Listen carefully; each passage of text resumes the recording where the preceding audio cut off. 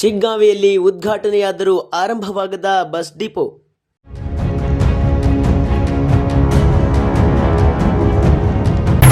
ಘಟಕ ನಿರ್ಮಾಣವಾಗಿ 3 ತಿಂಗಳು ಕಳೆದರೂ ಇದುವರೆಗೂ ಕಾರ್ಯಾಚರಣೆ ಆರಂಭಿಸದಿರುವ ಡಿಪೋ.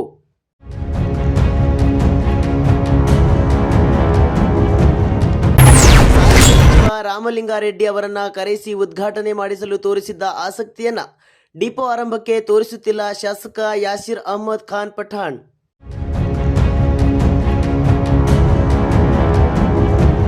ಪಟ್ಟಣದ ಜನರ ಬಹುದಿನಗಳ ಬೇಡಿಕೆಯಾಗಿದ್ದ ವಾಯುವ್ಯ ಕರ್ನಾಟಕ ರಸ್ತೆ ಸಾರಿಗೆ ಬಸ್ ಘಟಕ ನಿರ್ಮಾಣವಾಗಿ 3 ತಿಂಗಳ ಹಿಂದೆಯೇ ಸಚಿವರಿಂದ ಉದ್ಘಾಟನೆ ಕೂಡ ಆಗಿದೆ. ಆದರೆ ಇದುವರೆಗೂ ಡಿಪೋ ಕಾರ್ಯಾಚರಣೆ ಆರಂಭಿಸದಿರುವುದು ಸ್ಥಳೀಯರ ಆಕ್ರೋಶಕ್ಕೆ ಕಾರಣವಾಗಿದೆ. ಸಾರಿಗೆ ಸಚಿವ ರಾಮಲಿಂಗಾರೆಡ್ಡಿಯವರನ್ನ ಕರೆಸಿ ಉದ್ಘಾಟನೆ ಮಾಡಿಸಲು ತೋರಿಸಿದ್ದ ಆಸಕ್ತಿಯನ್ನ ಶಾಸಕ ಯಾಸಿರ್ ಅಹಮದ್ ಖಾನ್ ಪಠಾಣ್ ಹಾಗೂ ಸ್ಥಳೀಯ ರಾಜಕಾರಣಿಗಳು ಡಿಪೋ ಆರಂಭಕ್ಕೆ ತೋರಿಸುತ್ತಿಲ್ಲವೆಂದು ಜನರು ದೂರುತ್ತಿದ್ದಾರೆ. ಗಂಗೆಬಾವಿ ರಸ್ತೆಯಲ್ಲಿ ಸುಸಜ್ಜಿತವಾದ ಡಿಪೋ ನಿರ್ಮಿಸಲಾಗಿದೆ.